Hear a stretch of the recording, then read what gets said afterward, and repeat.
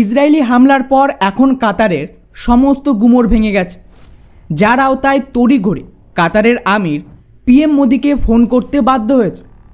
কেননা ভারতই একমাত্র দেশ যারা কিন্তু এই মুহূর্তে কাতারকে ইসরায়েলের হাত থেকে বাঁচাতে পারে। এত বছর কাতার যা লাফালাফি করেছে সবটাই আমেরিকার ভরসা। ওরা ভেবেছিল কিছু একটা হলেই আমেরিকা ওদের বাঁচাবে, কারণ কাতারে আমেরিকার মিলিটারি বেস রয়েছে। কিন্তু সেগুড়ে বাল এখন সেই আমেরিকায় কাতারের পিঠে ছুরি মারতে কাতার এখন ভারতের সামনে লুটিয়ে পড়েছে, যেখানে ওরা পিএম মোদিকে ফোন করে সাহায্য চাইছে যাতে ভবিষ্যতে ইসরায়েল আবার আক্রমণ না করে। আর টু বি অনেস্ট, ইসরায়েল এটা কেবলমাত্র টেস্ট করলো গ্লোবাল রিয়াকশনের জন্য, ভবিষ্যতে আরও বড় আক্রমণ হবে। ফলে স্বাভাবিকভাবেই প্রশ্ন উঠছে, এখন কি ভারত সত্যি এত কিছুর পরেও কাতারকে বাঁচাবে? এতে আমাদের কি ফায়দা হবে? আর সবচেয়ে বড় প্রশ্ন, আমেরিকা যেভাবে কাতারকে ধোঁকা দিল তারপর এটা কি স্পষ্ট যে ভারত এই মধ্যপ্রাচ্যের এক নতুন লিডার হতে চাইছে? সবটাই জানবো আজকের এই ভিডিওতে। তো বন্ধুরা, ইসরায়েল কাতারে হামলা করতে না করতে আমেরিকার বয়ান আসে, যেখানে হোয়াইট হাউসের দাবি অনুযায়ী আমেরিকা তো হামলার আগে কাতারকে সতর্ক করে দিয়েছে। হোয়াইট হাউসের মুখপাত্র ক্যারোলিন লেভিট বলেছে, ট্রাম্প তার একটা বিশেষ দূত স্টিভ উইটকফকে নির্দেশ দিয়েছিলেন যাতে কাতারিদের আসন্ন হামলা সম্পর্কে সতর্ক করতে পারে। অর্থাৎ আমেরিকা আগে থেকেই জানতো কাতারের ওপর ইসরায়েল অ্যাটাক করবে, কারণ পুরোটাই তো ডিপ স্টেটের প্ল্যান। ইন্টারেস্টিং ব্যাপার হলো, কাতার এতেই আরও ক্ষেপে গেছে, কারণ কাতারের প্রধানমন্ত্রীর দাবি ইসরায়েল অ্যাটাক করেছে ঠিক বিকেল 3:46 নাগাদ, আর আমেরিকা ফোন করে এই হামলার তথ্য দিয়েছে 3:56 মানে হামলা হওয়ার 10 মিনিট পর ওরা কাতারকে ইসরায়েলি হামলার জন্য সতর্ক করেছে। অর্থাৎ এর থেকেই স্পষ্ট যে এই পুরো হামলা আমেরিকার নির্দেশে আর ওদের প্ল্যানেই হয়েছে, কারণ আগে বলে দিলে এই অ্যাটাককে ঠেকানো যেত। আর সবচেয়ে বড় কথা, কাতারে আমেরিকার মিলিটারি বেস রয়েছে। যদি কেউ কাতারে অ্যাটাক করে, মার্কিন এয়ার ডিফেন্স তো কাউন্টার করে, কিন্তু এমন কিচ্ছু হয়নি।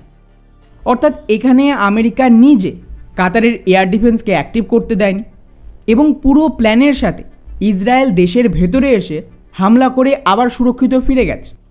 ব্যাস, কাতার এখন বুঝতে পারছে যে আমেরিকার ওপর কিছুতে আর ভরসা করা যাবে। এই জন্যই তড়িঘড়ি কাতারের সরকার প্রধানমন্ত্রী মোদিকে ফোন করে।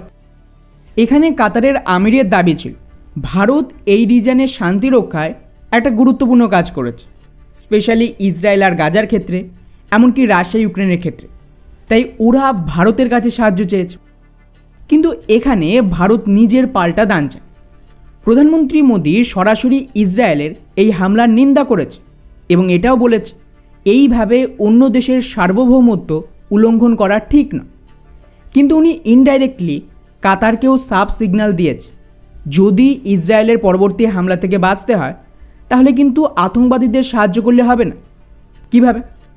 তো প্রধানমন্ত্রী মোদির ফোন আলাপের পর যে বয়ান দিয়েছে তাকে ভালোভাবে পড়লেই বুঝতে পারবে উনি ইসরায়েলি হামলার বিরোধিতা করেছে ঠিক, কিন্তু উনি স্পষ্ট ভাষায় এটাও দাবি রেখেছে যে কাতারকে ইসরায়েলের সাথে ডিপ্লোম্যাটিকভাবে পরিস্থিতি ঠিক করতে হয়।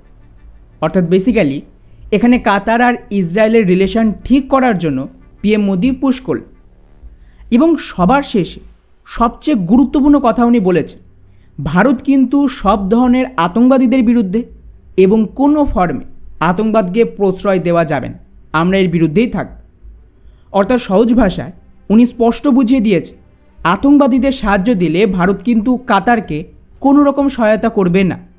এবং এই একটা জায়গাতে ভারত আর ইসরায়েলের অবস্থান একদম এক, এবং এই জন্যই পিএম মোদি ইসরায়েলে অ্যাটাক হওয়ার সাথে সাথে ইসরায়েলকেও সাপোর্ট দিয়েছে। তো সহজ ভাষায় ভারত এখানে এক ঢিলে 3 পাখি মারে। প্রথমত আপনাদের বলেছিলাম $1 পর আমেরিকার বদলে মিডল ইস্ট ভারতীয় লিডারশিপের আন্ডারে আসবে, তার জন্য আমেরিকাকে সরতেই হবে। সেটাই কিন্তু হচ্ছে। আমেরিকা এইভাবে ধীরে ধীরে নিজের অ্যালাইদের সাথে বিশ্বাসঘাতকতা করবে এবং এখানে ভারত তার সুযোগ নিয়ে নিজের প্রভাব বিস্তার করবে। যেমন কাতার এখন আমেরিকার বদলে ভারতের দিকে ঝুঁকছে। দ্বিতীয় দান যেটা মারল তা হলো ডি র্যাডিক্যালাইজেশনকে পুশ করল। এখানে ভারত প্রথমে ইসরায়েলকে সমর্থন দিল আতঙ্কবাদী হামলার পর এবং আতঙ্কবাদীদের বিরুদ্ধে লড়াইয়ে ইসরায়েলকে পুশ করে। এতে করে কাতারে ইসরায়েলের যে অ্যাটাক হলো এটা বাকি আরব দেশগুলোর জন্য হুমকি স্বরূপ ছিল যে ডি র্যাডিক্যালাইজেশন মানে ইসলামিক জিহাদকে নিজের দেশে শেষ না করলে এদের ওপরেও কিন্তু আক্রমণ হবে। এবং ভারত কাতারের আমিরকে ফোনে এটা সাফ জানিয়েছে যে কোনো ধরনের আতঙ্কবাদকে আমরা সমর্থন করব না, মানে দোহাতে বসিয়ে আতঙ্কবাদীদের জামাই আদর দেওয়া এটা কিন্তু আর চলবে না। তৃতীয় দান যেটা মারল ভারত তা হলো ভারত নিজেকে একটা নতুন বিশ্বাসযোগ্য ক্ষমতাশালী দেশ হিসেবে সামনে আনছে। ভারত কিন্তু একমাত্র দেশ যার সকলের সাথে ভালো সম্পর্ক আছে, মানে আমেরিকা, ইউরোপ হোক, মুসলিম বিশ্ব হোক, ইহুদি হোক, আফ্রিকা, চীন, রাশিয়া সকলের সাথে ভারতের মোটামুটি একটা ভালো সম্পর্ক, তবেই তো একটা লিডার হওয়া সম্ভব। এবং ভারত যেভাবে ইসরায়েলে হামলা হলে ইসরায়েলের পক্ষে যাচ্ছে, আবার ইসরায়েল কাতারে অ্যাটাক করলে কাতারের পক্ষেও আছে, ঠিক যেরকম ইউক্রেনের রাশিয়ার মধ্যে ডিপ্লোমেসি করেছিল সেই রকমই কিছু একটা এখানেও করেছে।